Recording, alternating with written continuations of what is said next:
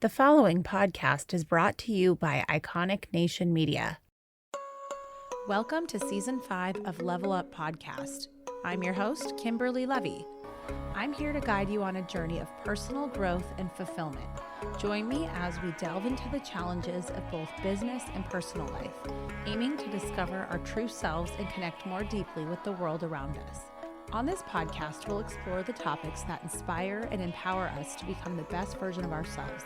From book reviews to interviews with iconic individuals, we'll have insightful conversations that resonate with your journey. And a big thank you to our sponsors, the Boys and Girls Club of America, Greater Conejo Valley, and Levy's Deli for supporting the show and helping us bring these valuable discussions to you. Please share, rate, and review the podcast. And thank you so much for listening. You can also leave your comments at Kimberly Levy on social media. Thank you for your feedback and thank you for listening. I teach people is how to create a business out of your sole purpose, what we were talking about a little bit earlier, what you are meant here on this planet to do, how to make an income doing that, and then have this life of time, location, financial freedom. Because at the end of the day, life is way too short to suffer, to do something that you hate. I know so many people, and I said they're in a job that they just hate, and they're clocking in and clocking out, hating their job. I'm like, that's not what we're here for. We're not here to be miserable. We're here to love life.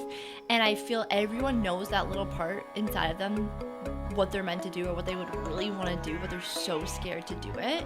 And I know how scary that is. And so I feel like that's what I'm here on this planet to do, is to help people heal so that they can truly live a life of enjoyment and freedom, because that's the best. Hello, everyone. Today I have Marley Rose Harrison on. She's a subconscious reprogramming mentor for entrepreneurs, and most recently, she's an app developer. Marley's journey started in 2019 when she decided to start her own online business so she could live a life of time, location, and financial freedom. The same year she made this decision, she also lost her father to mental health. This was really the beginning of her spiritual awakening and the journey that has led her to where she is today. A 7-figure entrepreneur. Passionate about mental health and freedom, Marley was inspired to create the Higher Self app, the first subconscious reprogramming app of its kind. The intention of this app is to help you rewire your limiting beliefs so you can break free of your own limitations and start living the life of your dreams. In this episode, she performs a live clearing on me, so you get a sense of exactly what a clearing entails and can experience it with me. After the show, I started using the Higher Self app and incorporating it into my daily morning routine, listening to it as I'm drinking my coffee and having my favorite candle burning, and it has completely been transformative, and I cannot wait for you to experience it yourself. So in this episode, we cover how the subconscious mind controls 95% of your reality, how you can rewire your subconscious mind, how limiting beliefs are the number one cause of your reality, and how to push you past your comfort zone and start checking off everything that you ever wanted on your vision board or anything that you're trying to manifest. Marley also has her own podcast, Money, Mindset, and Manifestation, so be sure to check it out. This guest truly changed my life, you guys, and I'm so excited for you to be transformed as well. With that, Marley Rose Harris, welcome to the Level Up Podcast. You guys, you won't believe who I have here. I have Marley Rose, and she is all the way here from where? South Africa. I am so happy that you made it. Can you tell the fine people what it took for you to get here? Okay, so I'm not South African, I'm actually Canadian, but I was just telling Kim, I was like, I had to go on this entire adventure. It was 2 days. It was all of Monday and all of yesterday, Tuesday. So I left Friday. So last Friday, I left Cape Town. I flew to Namibia for the weekend. I spent the weekend in Namibia with my boyfriend. Wait. Tell the people, where is Namibia? Okay, so the continent of Africa, at the very bottom is South Africa, obviously, and then to the left is Namibia. So it's just a 2-hour flight, super easy, but it's gorgeous. After this, look up Namibia on TikTok, it's insane. So we were there for a couple of days, gorgeous. Then on Monday I flew from Namibia to Ethiopia to Cairo to London to LA. When I landed yesterday, my ankles were swollen to the gods, and I like need to like ice roll my entire face. But like I don't know why, but I'm not jet lagged. Like the LA energy just like puts a different dimension inside of me. I'm like, Yeah, let's go. I would not look like you after you just did all of that. Like I am exhausted just hearing what you just did. I was like so exhausted, and I was just I almost like cried going through security in London. I was like, I just like this. I don't like as I get older. I'm just like I want ease and comfort. Anyways, and then I land in London in LA last night, and I was like gonna go right to my hotel and like go to bed. But the minute my like nose smelled the LA air, I was like, yes, I'm gonna go for a run. Like I need to like I was like so excited to be here. So yeah, I'm very excited to be here. So in LA we call that pollution. Yeah. No, I came in and I was like this smog. I was like, whoa. But it just brings something. And I don't know. I love LA so much. I'm so glad. And I love that you are right down the street from me, and we've already masterminded you coming back next year. So I'm glad that I'm indoctrinating you into the Malibu, Calabasas, Agora Hills scene. And it's fabulous. It's such a great, relaxing spot. It's so different than the city. Yeah, I'm not like a city girl. So I like to dip my toes in the city, like get the hit and then I leave. Yes. But then I was like, I've only ever been to Malibu for like the day. So staying here last night, I was like, no, I'm obsessed with this. Like, because you get the LA energy, like that like hit, but then you get to be like, your nervous system is still calm, you know? I'm obsessed. Yes. Oh, I'm so glad you made it. Okay. So can you tell us a little bit about what you do in your background? Yes. Okay. So I'm going to go back. So I'm from Canada, like I mentioned, and I grew up just hating winter. Okay. I was going to school and I was just completely miserable. Like it sounds so like superficial, but I'm a plant, okay? I need to be around the ocean. I need to be in the sunshine. That's when I'm my happiest. And so when I went to school though, when I went to university, both of my parents were entrepreneurs and I saw them really struggle, like this energy of there never being enough. There was never enough money. There was never enough time. So I never wanted to be an entrepreneur. Actually, this is the last thing I wanted to be. The idea of being an entrepreneur like gave me anxiety. I wanted a paycheck. I wanted consistency. I wanted benefits. And so when I went to university, I wanted to be a CEO. Like I knew that's what I wanted to be, but I just never for myself, like never. And then I'm from a very small town. So when I would go home for summers, like all my friends would intern at like Deloitte or like everywhere. And I would be like, I'm going to work at a restaurant. Like there was nothing else to do. Wait, what is the name of the town? Let's give it a shout out. It's Clarksburg, Ontario. It's actually a stop sign. Like this is my town. And so like growing up, making $100,000 a year would be like, you're the richest person in the entire world. So I always, like, if I could make $100,000 a year, that would be like beyond insane. And so I always knew I didn't want to live in that town. Like I always like dreamed of living in LA was the dream, like living abroad. And like, I just always would be in this small town, but just like daydreaming of leaving and like living anywhere else. And so anyways, long story short, basically when I graduated from university, I had the job offer. I had the benefits. I had the company car offered to me, and it was the strangest thing, but I was like, I don't want it. I don't want to be stuck in somewhere that I don't love. I want to have freedom. I want to be able to live anywhere in the world. I want to be able to work from my laptop. I want to be able to have the freedom to do whatever I want whenever I want. I interned like briefly for this marketing company, and I was like, no, I cannot work for anyone else. Like it gave me like chills. And so when I was home in the summers, I do like marketing for the small businesses just because I was like, I need experience on my resume to get a corporate job. Like never. But then I started to love working for myself. And I'll never forget, like the first website I designed for someone, they gave me $500 cash. And that might as well been like 5 million. I was like, making my own money, it was just like so exciting to me. And I never really like loved university. I never like thrived in it. I was just like good at studying, but that didn't bring any joy to my life. But to be able to like work for myself, like I would stay up until like 3 a.m. just like working, and I was like, whoa, I didn't know you could even feel this way. So graduating university, I decided not to go the corporate route, and I tried my business, and I was like, I am just gonna give this a wing. Like the corporate job will always be there, but I'm going to try going all in on my business so that I can move. The dream was to move to Australia because I need to be near the beach. And it took me about 1.5 years. Like I said, I had 3 other jobs at the time. I served, I worked I actually ended up working at my college running the entrepreneurship center, and then I worked on my business. So it was just working all the time. And after a year and a half, I got to go full time in my business, and I moved to Australia. So the thing is that before I moved to Australia, I was like living my best life. Like I was like running my business, I was serving, I was making good money because I was serving. My business was like just taking off, but I was like obsessed with my business. And it was the year of, so this is like 2019, and that year I lost my father to suicide in January. And I never had done any healing in my life. Like I started to get into meditation and podcasts, so I was like getting into that world, like writing a gratitude journal.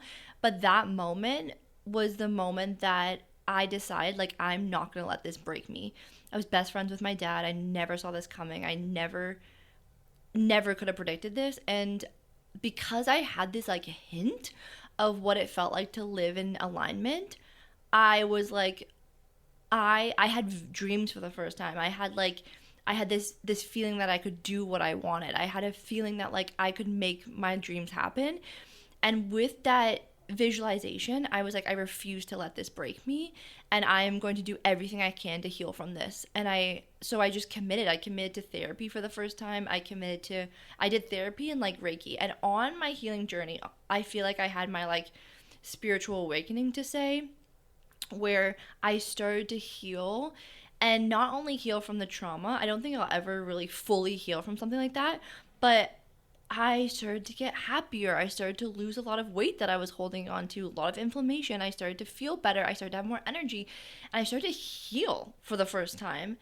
And what ended up happening is that, fast forward, I did end up moving to Australia, and on that journey, I know, and this is like a very much a highlight reel, and I'm shortening everything because it's like when I moved to Australia, not all the pain went away. It was like Christmas Day, I'd be sitting at the beach, I was like bawling my eyes out. Is like, but then things started to slowly change, and I started to get happier, and things started to change. And a lot of people were asking me like, Marley, like, how are you working from anywhere in the world? Like, I started earning more a month than that corporate job offered me for the whole year. And I was just like, well, all these things that I was applying to heal, I was like obsessed with the subconscious mind. I still am, and I know we're going to talk about that a lot today. But I started to apply those tools to money and to my business and to feeling good. And my business took off. And I just thought everyone knew this. Like, I thought that, like, oh, if you're running a business, obviously you need to heal your money mindset. Like, you can't heal your money mindset if you want it successful. But like, it just was so obvious to me. But when I started talking to other people, they were like, we don't know any of this. So I had a lot of imposter syndrome, and I was really scared to do it. But like, what I really wanted to do was like teach people about like money, mindset, and manifestation in a business, because like being able to do what I love to do every day, and to have freedom, to have time freedom to do what I want, like to fly to LA for a week just because I can, like that was always my dream. And I feel like I almost healed and became confident and started loving myself and loving my body and loving like being who I was meant to be by following my purpose and building that business. So now, fast forward, like what I teach people is how to create a business out of your soul purpose, what we were talking about a little bit earlier, what you are meant here on this planet to do, how to make an income doing that, and then have this life of time, location, financial freedom. Because at the end of the day, life is way too short to suffer, to do something that you hate. I know so many people, and I send like they're in a job that they just hate, and they're clocking in and clocking out, hating their job. I'm like, that's not what we're here for. We're not here to like be miserable. We're here to like love life. And I feel everyone knows that little part inside of them, what they're meant to do or what they would really want to do, but they're so scared to do it. And I know how scary that is. And I'm like literally in that transition again right now, is like, you know what you want to do, but it's so scary to make that leap. But if I can provide any like insight or inspiration or like support in getting people to their biggest, most aligned selves, they will be the happiest they've ever been. They'll earn the most amount of money. They'll glow a different type of way. They'll attract their soulmate. Everything comes from being in alignment. And so I feel like that's what I'm here on this planet to do, is to help people heal so that they can, first off, not do what my dad did. That was my biggest thing. But also truly live a life of enjoyment and freedom, because that's the best. Like, I know what it feels like to suffer every day. I know what it feels like to be anxious, depressed, hold on to, like, I lost 20 pounds. I went from like $3,000 in debt to building a 7-figure business. And it's like, I just share that because if I can do it, so can you. I didn't come from money. I don't come from anything that, like, I'm not, it didn't just like happen by sake. It happened through the tools that I now teach people how to do. So that's a little bit about me and how we're here today. Yeah. Well, I'm very inspired, and I think you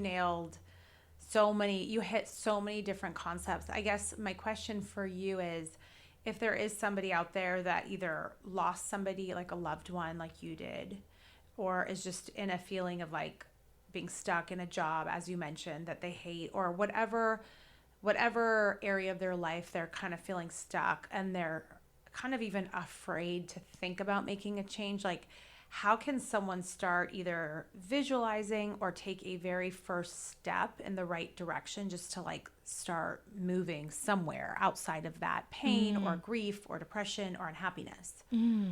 This is such a good question. I actually was on a coaching call with a client today before this call, and I'm going to use her as an example.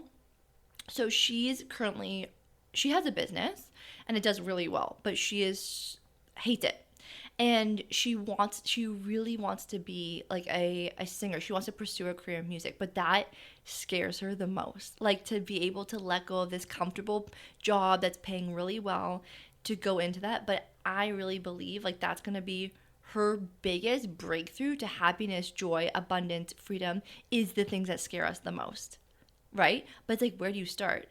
So what I say is like, it's really just one step at a time. And there's this saying like, don't throw the baby out with the bathwater. So I'm not saying, someone might be listening to this and be like, oh my gosh, do I have to like quit my job? Do I have to do? No, please don't. That's going to put your nervous system into overdrive. But I think firstly, you need to think of where you want to go. So if you need to want to change. If you don't want to change, I can't force you to change. No one's going to force you to change. You have to want to change. You have to want to have that better life. You have to want to not suffer. You want to be happy. If you have that want, I can help you. But I can't force someone to want this life, want freedom, want stability, want happiness. So once you have the want, that's step one. Step two is, so you have the want and the desire, then it's about taking baby steps to get there. So for example, with my client, it's like, okay, how about you start committing every single day or whatever feels good, is like posting singing content on TikTok. And when you start to take action in the direction that you want to go, things will unfold. And when you start to take action in alignment, you get alignment. So whatever you put out into the world, you get back. So if every day you're showing up and you're working in this business that you don't want to work and you're wondering why you're still there, well, that's why you're still there. Because every day you're putting your energy into that. So what you put energy into, you get back. So if you stop putting all of your eggs in that one basket and you start putting like 2 in them a day and then putting the rest into what you actually want to do, then you'll start to notice that your life will change. And whatever you commit to, you will get more of. So it's really about deciding. And like, there's so much power in deciding. Like you have decided that this is going to be successful. I've decided this is going to be successful. And when you commit to that, it's like nothing else really matters. It's just about figuring out the way there. So I really think it's about deciding, and then taking baby actions to get there. And I really believe that we co-create with the universe. So I don't think you're doing this all alone. Like when I make a decision to do something, it's insane. Like the synchronicities, the people that you meet, the things that come up, and you're like this can't be a coincidence. It's not, because you're supported. You're supported by the universe. Whatever you want to call it, universe, God, higher source energy, whatever word you use, it's all the same thing. It's like you're supported by that energy, and allow yourself to be supported by that. Allow the synchronicities to happen. Allow the people to enter your life that will bring you to where you want to go. And then just like trust you're not alone. So for example, like losing my father is like, okay, I decide that this would not break me. The next day I met a therapist. The next day things just started happening in my life where it's like, okay, when I decided, the path unfolds for you. And I really believe in that. If you don't believe it, then it won't happen. So if you don't believe that you're supported and then you're doing it all on your own, then you're doing it all on your own. Yeah, and I think that's where the unpacking comes, and I think this is where you really get deep with your clients. Just from what I understand of your business is like sometimes it's overcoming our subconscious based on maybe the way we were raised. It sounds like we were raised similarly in the sense that we both kind of came from like a scarcity type mindset from our parents, and it's things that you have to overcome at such a deep level. And it's very difficult to even recognize that you need to go through those exercises that are causing you to either shy away or give up or just overall like not believe in yourself, because you have these deep-seated, deep-rooted beliefs that you have to overcome in order for you to really move forward. So can you speak about how you specifically get into like self-limiting beliefs, or where people get really stuck, or anything around the subconscious? What do you know? Tell us. Yes. Okay. My favorite topic ever. Okay. So when I started studying like personal development, I think I read The Secret, and then I got into podcasts, and then I started, and then among all successful people, they would all talk about the subconscious mind. So I was like, I really noticed patterns. And when everyone started talking, I was like, there's something here. So I started just becoming obsessed with the subconscious mind. And firstly, I was like mad. I was like, how are you not taught this in school? This is like getting a game and then just not getting the rule book of how to play the game. The rule book of life is your subconscious mind. So your subconscious mind controls 95% of your reality. So your conscious mind is 5%. So that's like us. I'm consciously aware that we're having a conversation right now. I'm consciously aware that my name is Marley. But subconscious is like long-term memories, beliefs.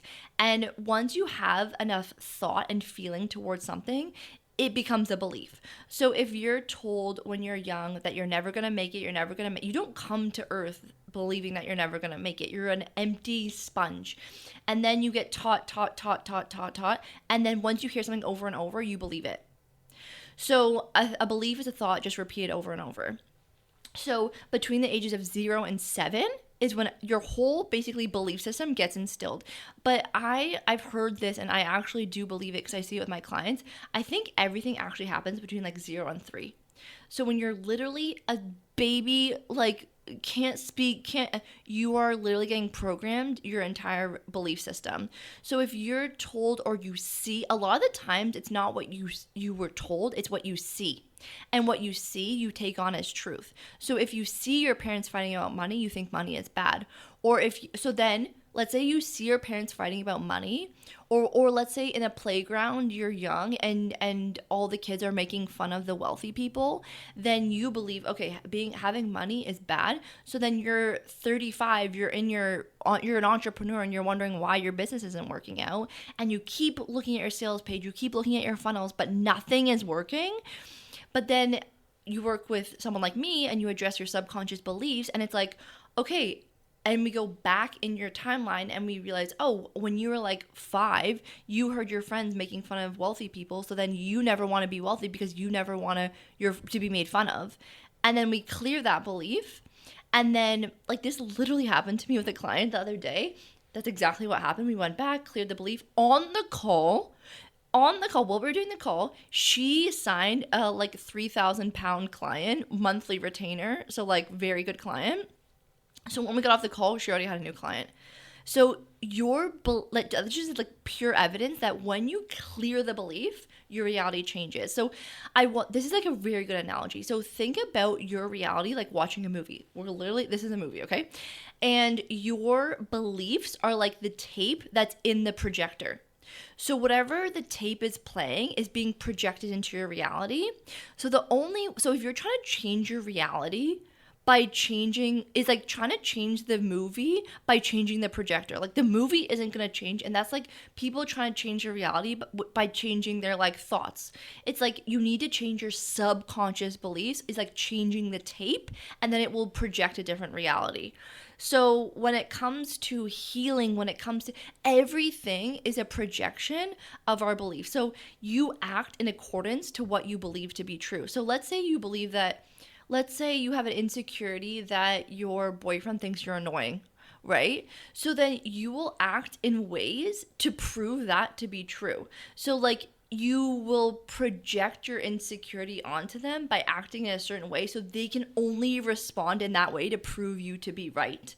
So the moment that you change the belief and create a new one of what you do want to believe, everyone around you will start acting different, because you start acting different because you no longer tolerate what you did before, meaning you have different thoughts, and that will get projected into your reality. It's a little bit like nuanced, but basically at the end of the day, I'm here to share with the world that like it's not, everything starts within you. And when you empower yourself to change, you are capable. Like, again, if I can go from where I was to where I am today, and I feel like I'm just getting started, and again, there's nothing special I didn't do. I wasn't lucky to, it's like, it's literally just me healing my subconscious mind has brought me everything in my life that I know. Even like God bless them, but like my parents did not have a relationship that I would want to have manifested growing up. So I had to do so much healing on like relationships and what I desired. And now my partner is like beyond what I ever thought was possible. So it's like, it's everything. It's not just money, it's not just business, it's partnership, it's your body, it's literally everything. Yes. So I, over COVID, started digging into the subconscious mind, and I found John Assaraf. Do you know who that is? Did he write the book on the power of the subconscious mind, or am I thinking of someone else? He may have, because he's written multiple books on this. Okay. And I might even have it. If he wrote that, I might have that one. He was a part of The Secret. You know, I would know the like face to the name, but the name isn't like. Yes. So he is the one that talks about like writing down your goals and like drilling them into your subconscious mind. Yes. And I went through all these exercises, and that's how I uncovered. I think a lot of us have so many deep-seated beliefs that we push down that we don't even realize. So for example, I didn't realize, because I never let myself even dream to the level that I really should have been. Like, I didn't realize I wanted to have a podcast. And so that came out. I realized I wanted more kids. So I ended up doing IVF and ended up with baby London. A lot changed in my life just from starting to really hone in on my subconscious. And it was like my own self-guided tour, so to speak. And I'm very curious about how you help people identify where they have limiting beliefs. And you talk about clearing, and like, what does that all entail? Yeah. What does it mean to clear it? Yeah. Okay. So when I first uncovered the subconscious, I was like, what is in my subconscious mind? Because I was like, it scared me. I was like, oh. So basically, what is in your subconscious right now? Just take a screenshot of your reality. Take a screenshot of your relationship, your bank account, your career. This is what you believe is this is what your comfort zone is. Yes. Okay? You will only manifest what is comfortable. Your brain runs away from fear and runs towards safety. So even consciously, if you desire $10,000 a month, but you have a subconscious belief that having that is going to make you greedy, let's say, you will never manifest it, because it's a threat to your subconscious. Okay? I hope that's making sense. Like, anything that is a threat, your brain will do everything to not manifest it. Okay? Even me being in a relationship, I had a subconscious disconnect that being in a relationship was a threat. So I always manifested like the weirdest people. Okay? So how do we uncover a limiting belief? Basically, is there something in your life that you don't desire to be happening? Or is there a pattern that you want to get rid of?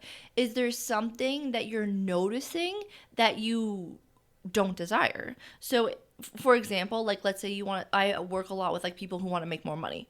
So it's like, Marley, I keep making this much amount of money every month. Why am I not making this amount of money? Or I had clients all the time. Now I don't have clients. I really desire my dream body, but why am I not? I keep getting this type of body. Like, what is your comfort zone in terms of what do you continue to manifest over and over and over that you don't desire? Okay, so that's how we become aware. That just shows me, okay, boop, boop, boop, you have a limiting belief. You have something. I kind of like thinking about it like a computer system. We're computers, and there's been a little virus that has come into your computer program, and it's causing a glitch in the system. So it's not this like big mountain that we have to like overtake and like hike up and like clear. It's like this little thing. And once we get rid of it, it's gone forever. It's not going to be a problem anymore if we get to the root cause of what caused it. So to clear, there's many ways you can do it. So some of my favorite tools are hypnosis.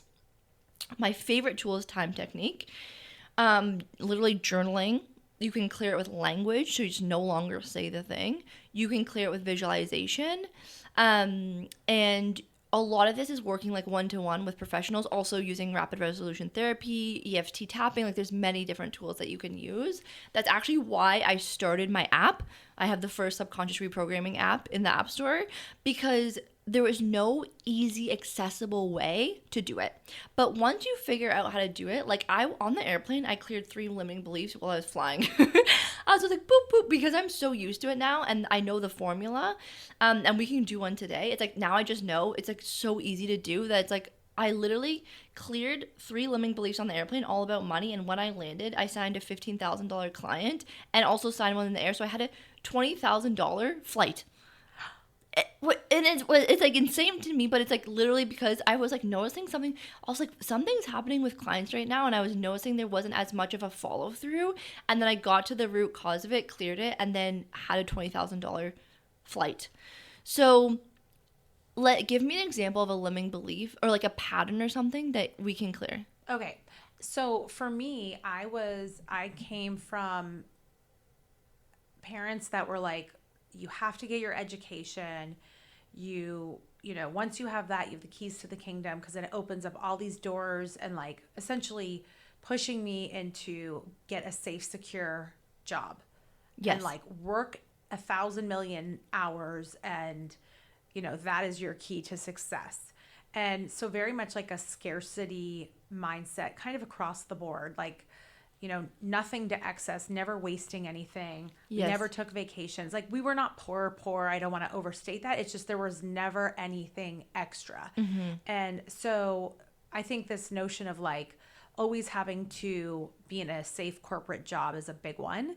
And now I'm starting my own company, which we're only a couple months into, and it's hard. It's really hard. And I know kind of when I take a step back, like I know I have the skills and the knowledge to do this. And I also know that where I have like no skills or I need to build out skills, I know I have the work ethic and the resourcefulness to go after that. But it's still scary to be in a business and say, okay, well, I can sit here and spend money and hope and wish and pray that I get money back. But it's a dwindling, you know, you're investing in starting a company, and that's very scary versus, oh, well, is this the right path? Because I could just turn around and get a very high paying job that's safe and secure and a sure thing. And like, it's a lot of me questioning, like, is this the right path? Should I be doing this versus, you know, doing the safe, secure job, basically? Okay, yes. Okay, so one thing I will say, entrepreneurship is scary. Like, no, I could like literally do every limiting belief tactic on you, but at the end of the day, it's like, it will always be scary. So it's almost like building resiliency and trust within yourself that you're going to figure it out. So my question is like, okay, that like knowing that is like, what is the fear? Let's go to money because this is cool. So it's like when you're spending money, what is the fear? Is it the fear that money's not going to come back? Is it the fear that, do you get anxiety spending money? Like what is the energy in which you're investing in the business, or does it feel fucking good? No, it feels, well, it's yes to all of that, but I'll say, so it feels great that I can, for example, rent out my studio, but with that, it's this underlying belief of like, but am I ever really going to make this back? And should I continue to invest in this? Yes. Am I really going to make my money back? You know, and it's just this underlying belief that like, this is just going to fail and like it's a waste of money and at least I tried, and that kind of storyline. Okay, yes. Okay, this is good. Okay, so with that, let's say okay, wait, I'm going to go this way. So there's a fear that the money doesn't come back. Yes. Okay. So with that fear is like there's actually a hidden advantage to you believing that. Okay, so we only hold on to things because our brain thinks it's a good idea. So was there a time in your life, I'm putting you on the spot now, but like if you can consciously remember between the ages of 0 and like now, that you can consciously remember Actually, no, let's do it this way. Okay, I want you to like close your eyes and bring up this fear that the money is not going to come back. Can you bring it up? Mm-hmm. Okay.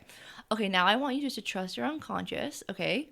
Just sit with this feeling and then go back, and I want you to ask yourself, when is the very first time that you felt this feeling?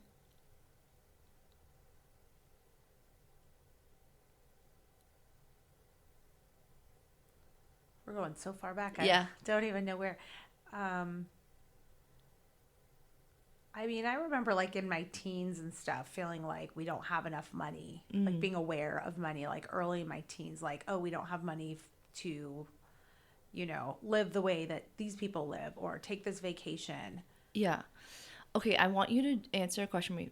Answer the question, what is the first number that you think of between 0 and 10? Yes. What's the number? Probably like 9. Okay. So the way that 9 just came to you is how I want you to answer this question again. So I don't want you to think about the answer logically of like, oh, this could make sense. I'm going to ask you a question. I want you just your brain to answer it immediately. Okay. Okay. So this feeling, bring up that feeling again of fearing the money not coming back. Okay. Now I want your subconscious to show you where's the very first time there was an event and a moment, the very first time that you felt this feeling. Yeah, I think just like my mom's friends that might live in the nicer neighborhood. Yeah. Okay, keep your eyes closed. Okay. Okay, so I'm there with you, okay? And we're observing the event. You see the event? We're not in it. I'm there with you, shoulder to shoulder, and we're looking at the event. Okay. Okay? Now, what I want to do is we're looking at the event, and so tell me what you're seeing. Well, I'm seeing like my mom gets like hand-me-downs from her friend that is married to a doctor that lives in the nicer house, and she has all the clothes, and my mom gets the hand-me-downs, and we're going to pick up the clothes and try them on in the fancy house. Okay, and just for the listeners, just notice that this doesn't really make logical sense, like in the sense of like it's not really correlated to the exact fear that Kim is feeling, but that doesn't matter. It's illogical. So this is perfect. Okay, perfect. So now what I want you to do is to come back into now, but keeping your eyes closed. And I want you to think of a recent memory that just made you laugh. Like, even when you bring it to mind, you're just like, it just like brings a smile to your face. Well, kind of related to that. So I actually live in that neighborhood right now in the same exact floor plan model. Yeah. In a nicer house. Okay. And that makes me giggle because I'm like, this is crazy. Yes. Okay. I love it. That's perfect. Okay. And I want you to think about a recent time that you were in nature that you were just like in awe. It was like nature, which is like so beautiful. It was like, wow. It almost like took over. Yeah, we were in New Zealand. New Zealand? Okay, beautiful. Okay. And then I want you to think of a recent memory where you just felt so loved, like in this like love bubble and just felt like pure love. Yeah, when my kids on Mother's Day, they're all 3 hugging me. Oh, okay, gorgeous. Okay, so we're going to go back to that event, okay, with your mom. But we're observing the event and we're seeing you in the event. We're just observing it, okay? And what I want you to do is I want you to tell young Kim, like, although she's going through this experience now, her future is guaranteed, okay? And when she goes through this experience on the other side of this, she has so much to look forward to. So I want you to show her actually that you guys freaking live in the same neighborhood, okay? And show her that. And as you do, see her facial expression change. And then I want you to show her when you were in New Zealand and the beautiful nature and see her facial expression change and let her know that her future is guaranteed. That on the other side of this moment, all that she has to look forward to. And then show her with your 3 children on Mother's Day and how beautiful and all the love that she gets to experience and how beautiful that is, okay? And just see her facial expression change, see her smiling, and see that all that she has to look forward to, okay? Mm-hmm. Okay, you can come back. Wow. Yeah. Okay, now try to bring up that feeling of fear again.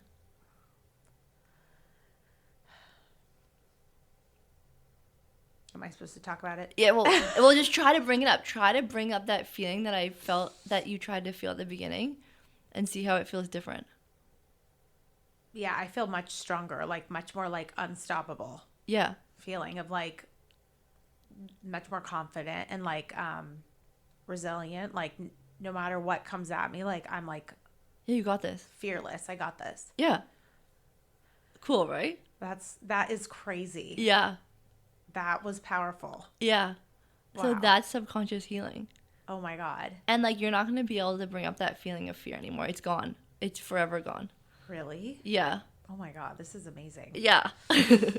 It's so crazy because when I go back, like the memories of going to that house and to my mom's friend's house, and by the way, the friend could not be nicer and more lovely. No, so sweet. Yeah, yeah.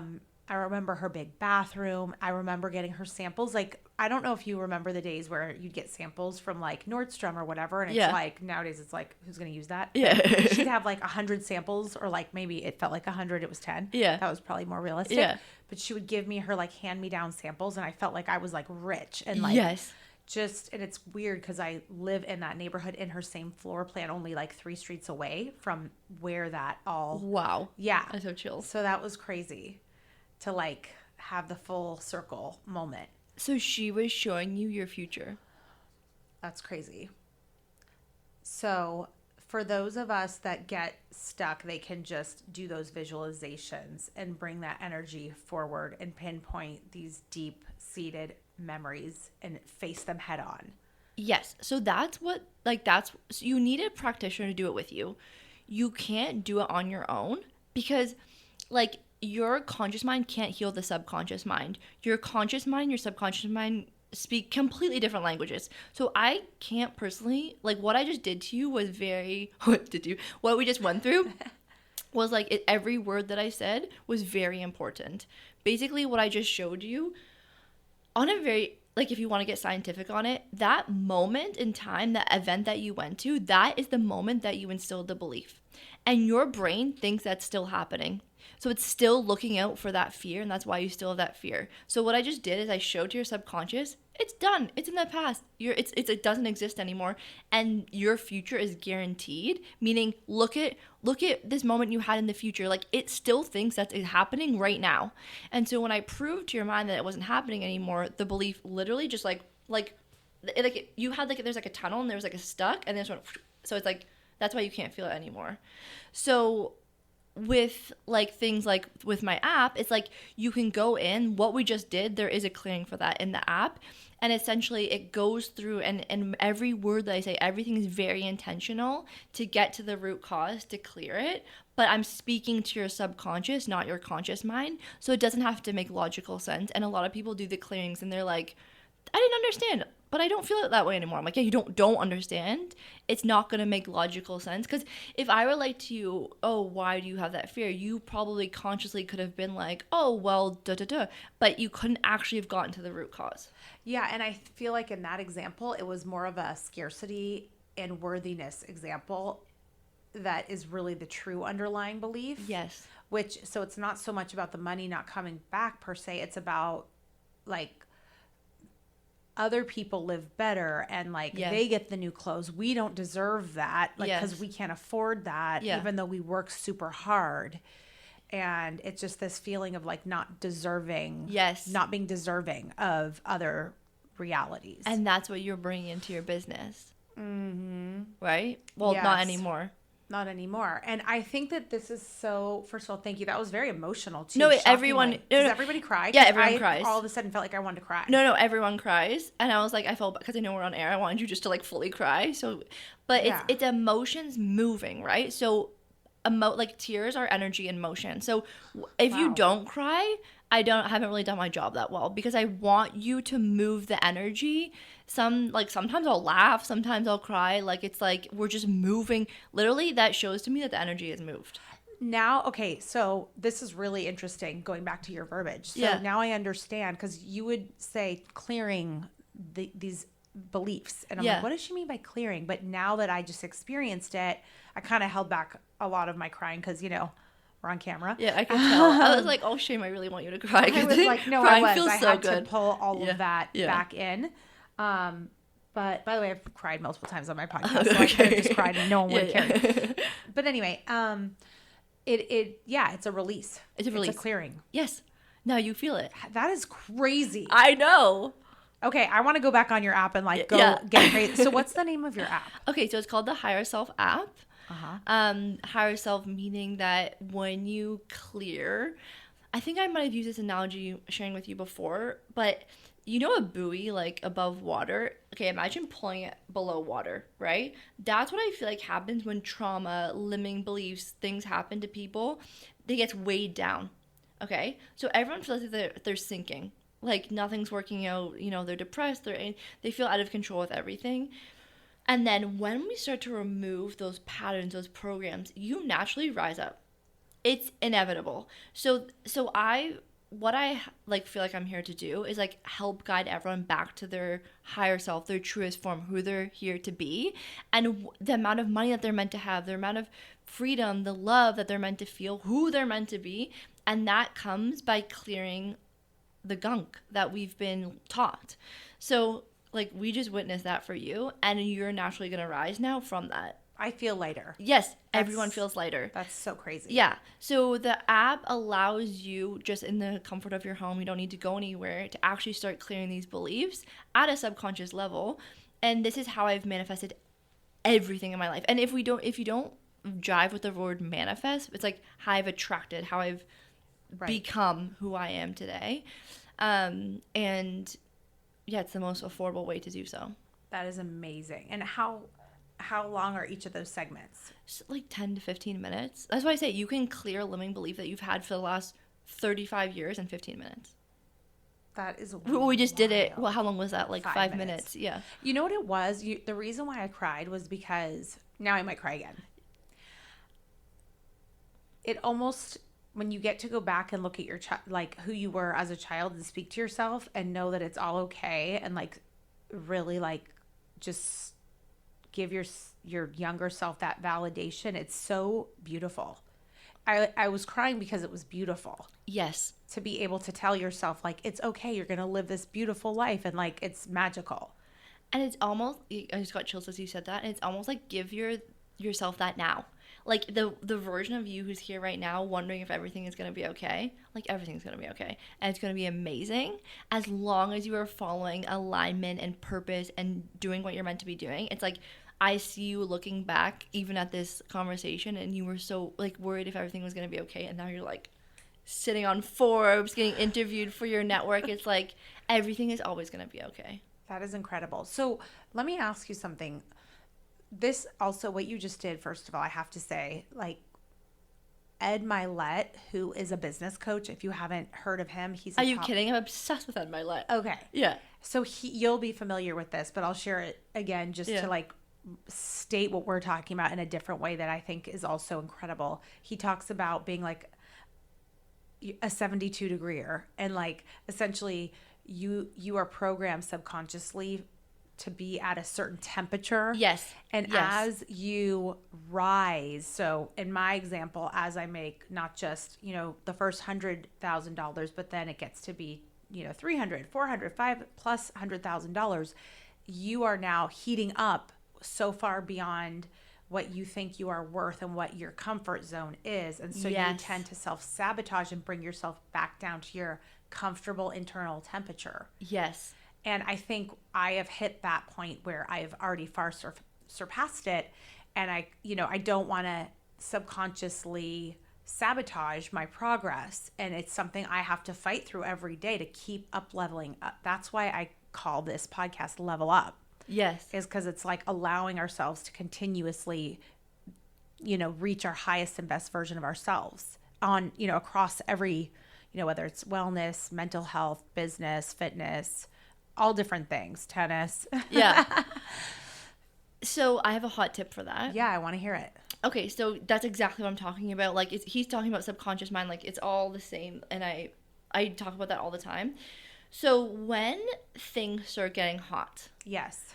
You have to make it normal and like kind of like blasé. So I said $20,000 day. Who cares? Of course I did. It's like, oh, you start losing weight. You don't have to go, oh, I'm losing weight. This is amazing. Because that is like triggers to your nervous system threat. Okay. And then it doesn't want that threat. So it will self-sabotage and bring everything back to your comfort zone. But if you start losing the weight, earning the money, manifesting I had to do this a lot when I manifested my partner. I was like, this is too good. This is too good. So I just had to be like, of course I manifested a person like this. Of course I make this amount of money, and normalize it so that it's like literally like you're frying eggs. So if you have that trigger, that fight or flight, that triggers to your nervous system threat, and then that's when you cool back down. But if it's never a threat, you never cool back down. And so you can continue to rise up, level up, because it's normal. Of course, we're here to experience everything. Like, life is so fucking good. And the more that it is normal, the more you won't cool back down. So you just reaffirm, like imagine a child coming to its mother and be like, "Oh my God, Mom, I just got 100% on my test." And it's like, of course you got 100% on your test. You're a freaking genius. That's how you should talk to yourself when you start succeeding. I love that. You know what else helped me in addition to what you just said, which is such a helpful tool, by the way. So thank you for that.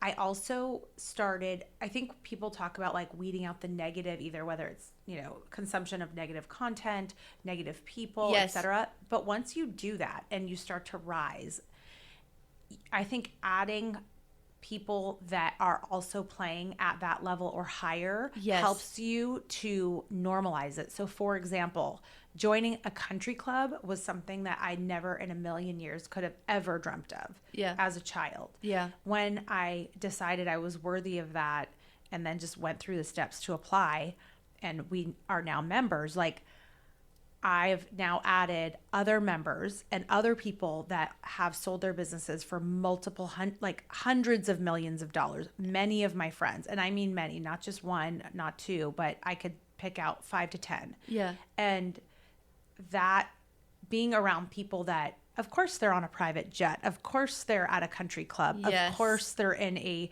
mansion. And not that, by the way, it's not that it's about has to be about money, but we're talking specifically about like a scarcity mindset around money. So that's why I'm bringing that up. Yeah. But it also transcends into like giving back. Like, of course I can donate my time and, work at the school.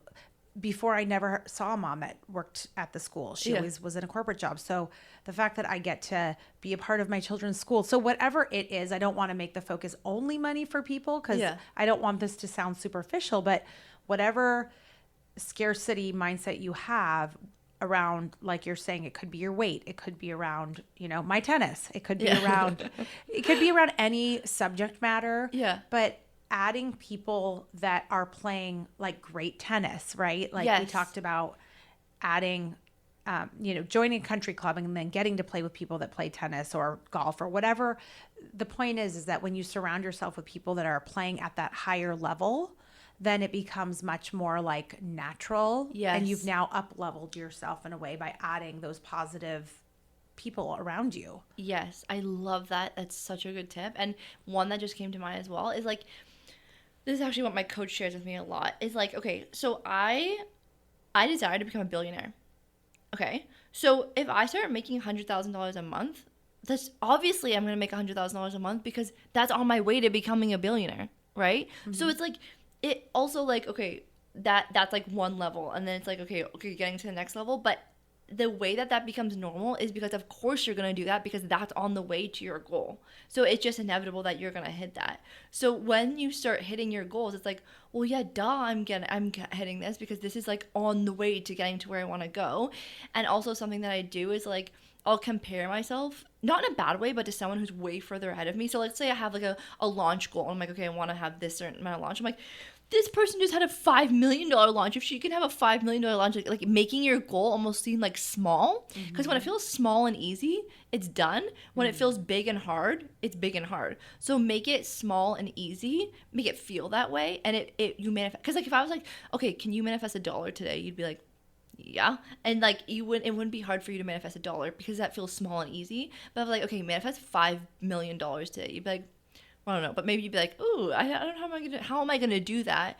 So it's like when you make the goal feel small and easy, it becomes small and easy, and then you manifest it faster.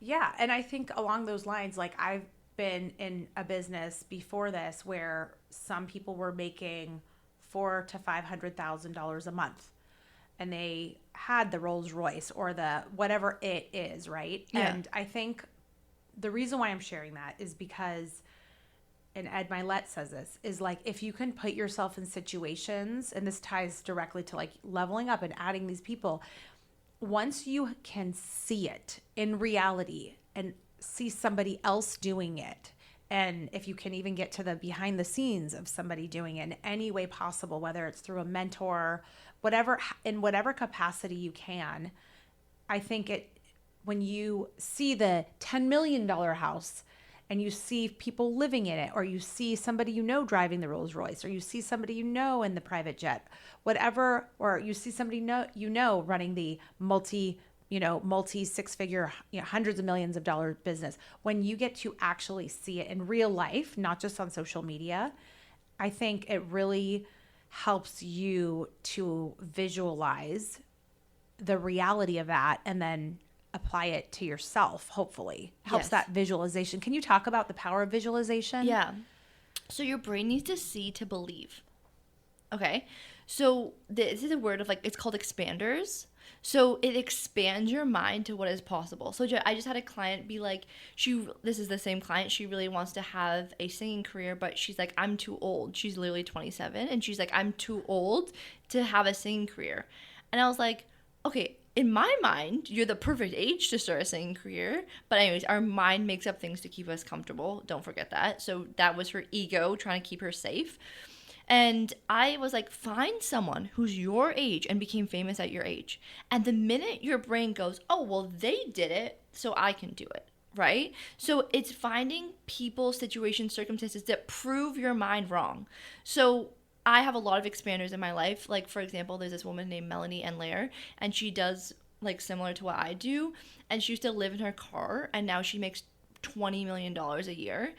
And whenever I doubt if my dreams are going to come true, I look at her and I'm like, well, if she can do it, I can do it. So they're expanders, but they have to be like someone that you see yourself in. So I'm never going to compare myself to Kim Kardashian, okay? Because she stirred on a different echelon than I did. I don't see myself in Kim Kardashian, but Melanie Nair, I do, because like she came from nothing and she's built this massive business. So like she shows me that if she can do it, I can do it. She's also Canadian. She is. I know who you're talking about. I love her. And so find people that prove to your mind that what you can do is possible, and it has to feel good. It can't feel like, oh, they're doing it, that means I can't do it. That's not an expander for you. It has to be like, they can do it, and if they can do it, I can do it. And that's very powerful. But the power of visualization, so your brain doesn't know the difference between positive and negative. So if I'm like, don't think about a cow, don't think about a cow, don't think about a cow, you're thinking about a cow. Even though I said don't, your brain just hears cow.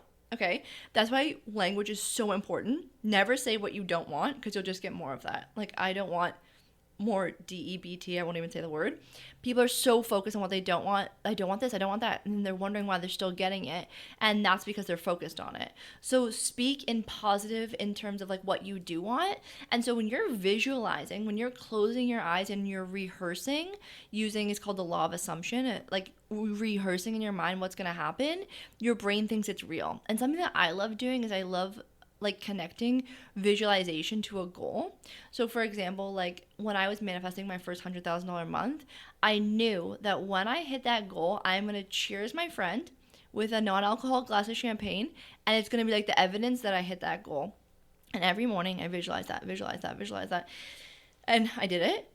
And then at the end of the month, she was over for dinner, and both of us didn't drink, and we cheersed with a glass of wine. And I was like, I had like a That's So Raven moment, and I was like, and I was like, she's like, what? I'm like, I have been visualizing this the entire month, and it like happened, and it was the craziest thing.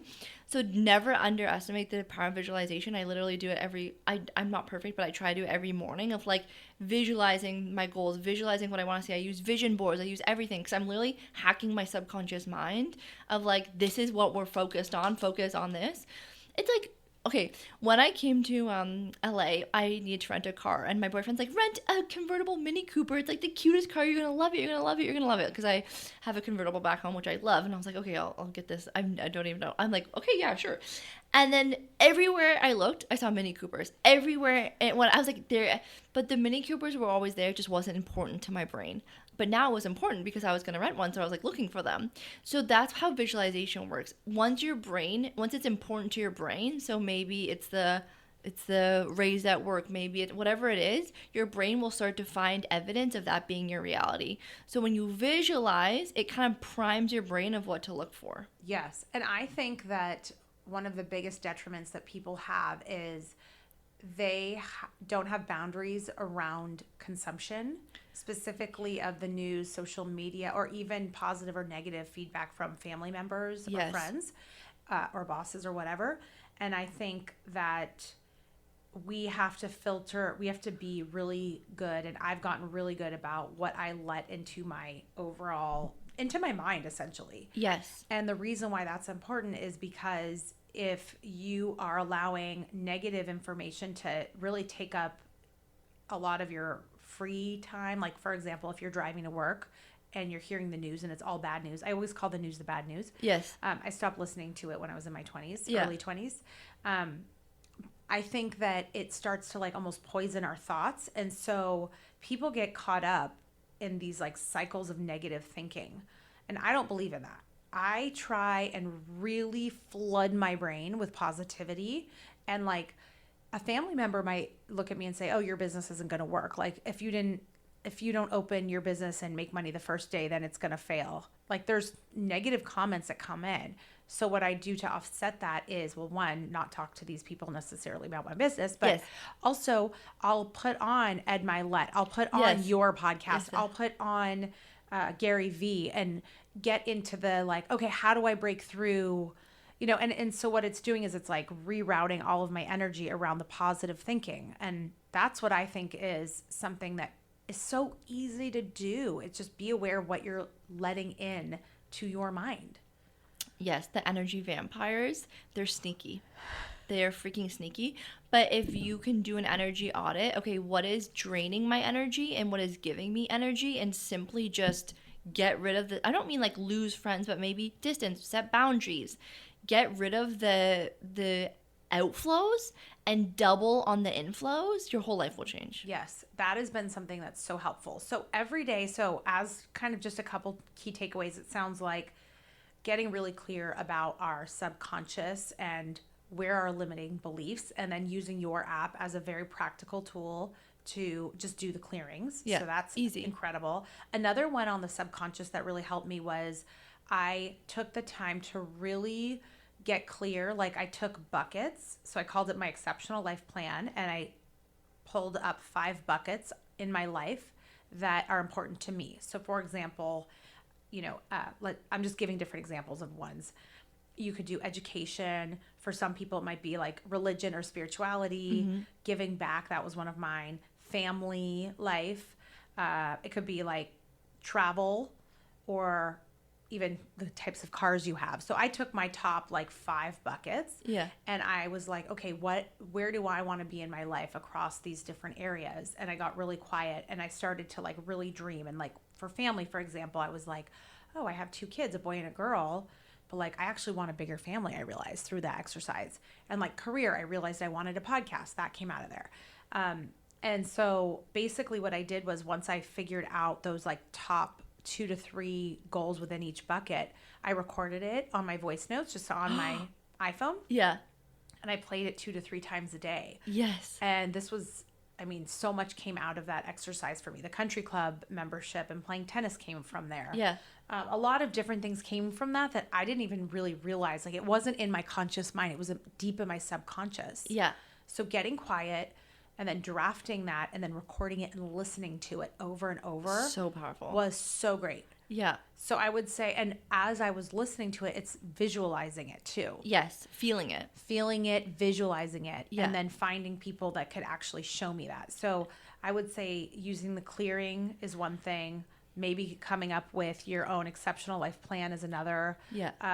Adding positive people. Yes. What else? What else can we be doing every day practically? What do we do when we hit, No. What do we do when we're doing all of this and then we hit a roadblock and we want to quit or we want to stop? How do we combat that negative thought? I think, one, when you're doing your soul life purpose, quitting is just not an option. It's just like when I wasn't doing what I was meant to be doing on this planet, I wanted to quit all the time. Now I'm like, quitting is just not an option. So finding your soul purpose so that you don't want to quit. But then something that's really helped me is like life is always happening. This is an Ed Milet thing. Life is always happening for you, not to you. And so when there's a roadblock, it's like, this isn't a roadblock. This is just a redirection, or it's just an opportunity for you to learn something. It's an opportunity for you to grow in a different way. Like, I don't think that anything, and honestly, on the other side of our biggest roadblocks, I think is our biggest breakthroughs.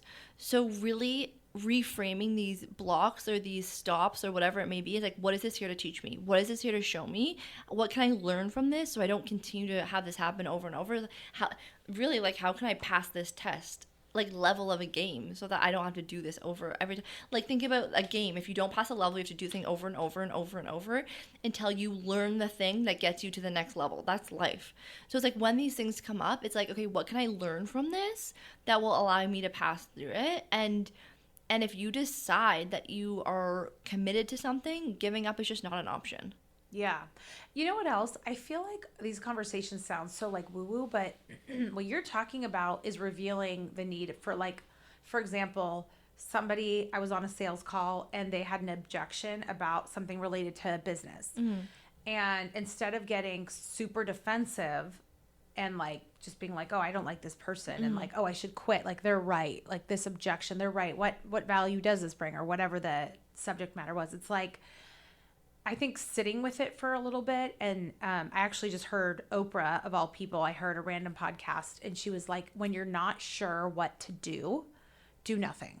And that's something yes. I do. When I'm not sure, sometimes it'll take me a week or a couple weeks or even a month to have a breakthrough and get that moment of clarity, to get yes. over that hump. Yeah. So like in this situation, it was like essentially an obstacle or an objection came, and I could have just been like, oh, he's right, I don't have any value, and then just like quit. Instead, I thought about it. I'm like, what is he saying? Why does he not see the value? Like, what specifically am I missing? There's a gap here. And I really, like, it was uncomfortable. The whole thing was very uncomfortable for me, but I was like, there's something behind this that I'm not seeing fully. And anyway, I think the point is that there might be a skill gap or an offering gap in my business. And instead of me running away from that reality, it's leaning into it harder and being like, this is my skill gap. So what do I do about it? And it's like, this is the part that I think makes the real difference. Once you've done all of this other work, it's the willingness to roll up your sleeves and put in the hard work to close that gap. So for me, it's learning a whole new skill. And I want to learn it myself and probably hire out other people, but I need to learn this skill before I can start hiring people around it to fill and do that job.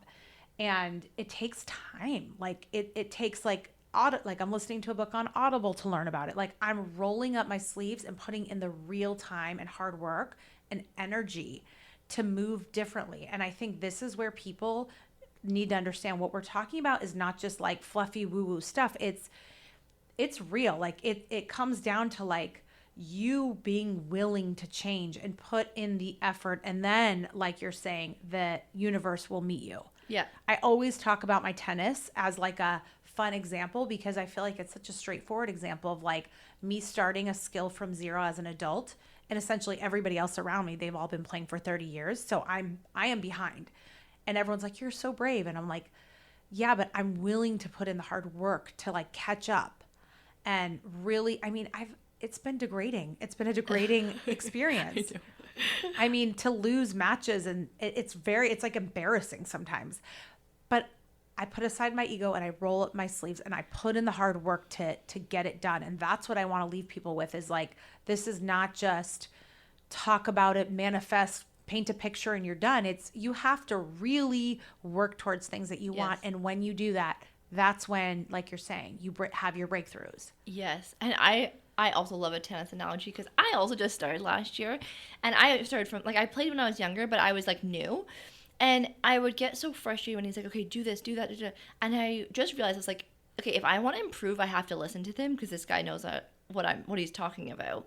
And so after little adjustment, then I started getting better. A little bit better here, a little bit better there. And I was like, this is the best analogy for life because so many of us can have our ego in the way and we don't want to take the advice, we don't want to listen, and then we just get stuck where we are and we stay where we're at. But like the real change happens with those little tweaks from someone who either can see your blind spots, who has been doing what you want to be doing. When you can take on that advice and implement it, over time, over years, you're going to start getting your serves in, you're going to start hitting better, and you don't see it initially because it's little tweaks, but those little tweaks make massive changes in your life. And I felt that with tennis as well, because it had been a while since I like started something new, you know, like everything else I was very comfortable with. Like I've been running a business for many years, everything I was like very comfortable, but this was like completely took me out of my comfort zone. And I loved it because I was like, wow, this is what it feels like now, like to start a business over. Like it just like, and that grew me so much. So now I'm like looking for opportunities like to get out of my comfort zone, because that teaches you so much about yourself and grows you so much. And if you're willing to take the advice, it will change everything. I agree. I think not enough people are willing to put aside their ego. Yeah. To be coachable and be a student. Yes. Like I feel like I've mastered a lot of skills on a lot of fronts.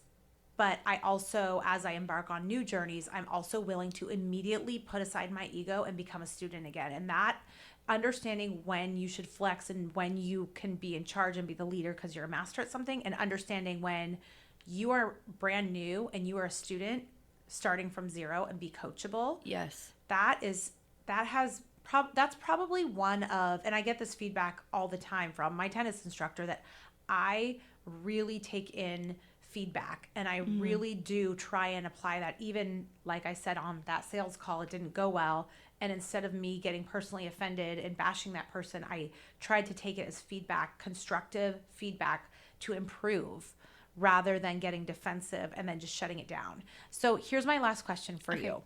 So I don't think enough women talk about leading teams and building teams, and I don't think women intuitively build teams very well, and we don't team with each other very well. I think that we tend to see others as like threats oftentimes, whereas I think men are much better at this. But you being a successful business person, I have worked with your assistant. Can you give us tips on how to build teams, and any leadership, tips that you might have for other women in business? You know, it's so interesting. So I'm learning a lot about like males and females. I'm really obsessed with like feminine, masculine, energetics. And the reason why this is because back in the caveman days, if men didn't go together, they died. Like when they go out to hunt, they'd have to come together in tribes and hunt together, or else they'd die. Whereas women back home, they were in competition for the male. And if they didn't get a male to protect and support them, they would die. So that's actually why. Isn't that so interesting? Like that now exists in corporate. So I think when I became aware of that and I realized like I can't do this all on my own, and allowing the help in, and like if I'm gonna be honest, like this is something that I'm constantly working on. Like running a team I'm not the greatest at it. Like I will admit that.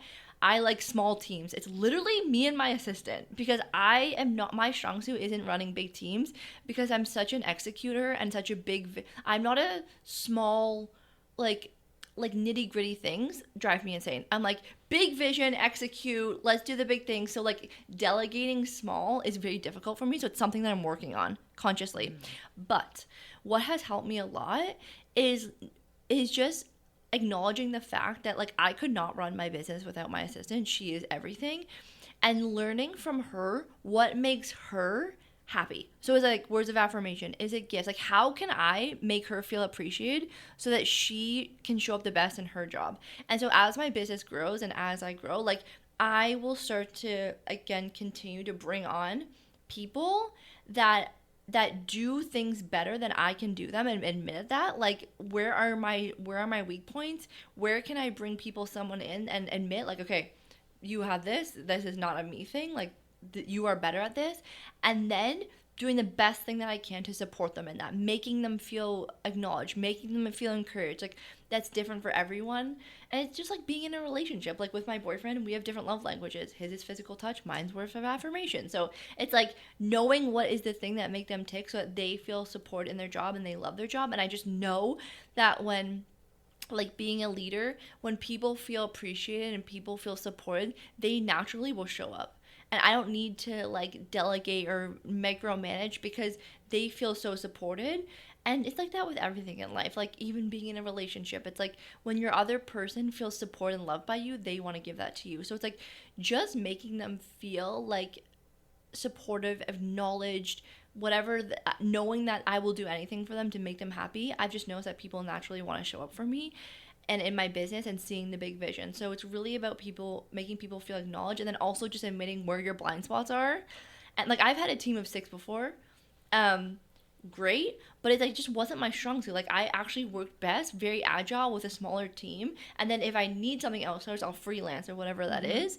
So it's like just also doing what's best for you. You don't have to, like, I run a 7-figure business with 2 people. Like That's insane. it's like, because that's what works for me. Like I don't have to have this big team because it just doesn't work for me. But eventually as my app grows and everything grows, I will. But like then I'm going to hire a CEO and they're going to delegate, you know, like I never want to be in the position where I'm delegating people because that is not my strong suit. Wow. Well, I would like to apply. Yeah. You applied. Well, anyway, I really adore you. Thank you. And I adore you. your assistant too. Yeah. And she helped find me and bring us together. So I'm very much looking forward to going on your app. Thank you so much for sharing all of your pain and honest journey and hard work and really taking that and transforming so many lives. Can you tell us about your podcast and where we can find you? Yes, thank you. You've been an incredible host. That was so much fun. So you can find me everywhere at Marley Rose Harris. The podcast is the Money Mindset Manifestation Show, and then the app is just Hire Yourself on all the app stores. Wow. Well, thank you again, and let's go hit the ball and play some tennis. Yes. Okay. Bye, guys. Bye. All right. That is it for today. Thank you very much for listening, and be sure to follow us at Iconic Nation Media and send us a direct message and comment on some of our posts so that we can hear your feedback and incorporate them into our show. We appreciate you listening, and we look forward to catching you next week.